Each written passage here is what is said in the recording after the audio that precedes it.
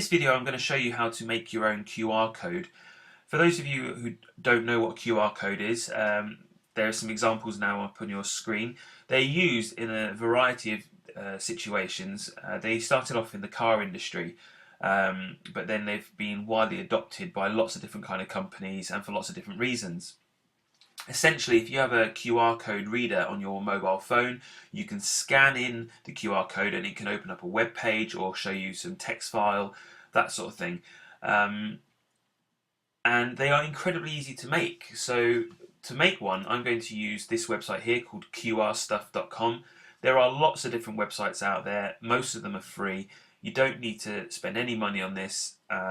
All you need to do is decide on what is the content you want it to display. What I've decided to do is link it to a specific point in the movie of Mice and Men, and it's the point where I think it's George, or is it Lenny? I can't remember.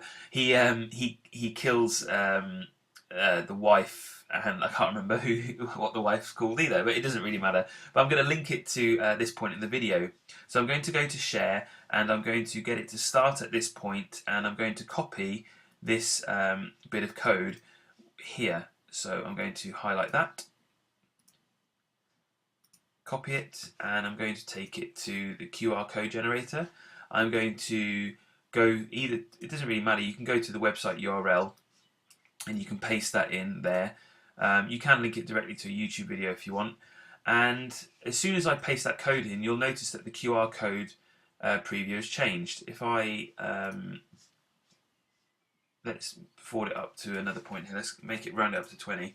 Let's take that code that's generated there and paste it in. As soon as I paste this in, you'll notice that the QR code changes. There it is, it's changed, and it's now offering me a chance to save it.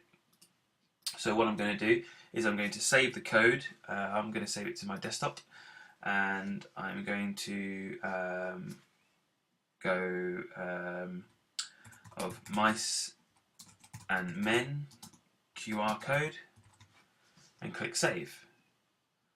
And now if I open up my code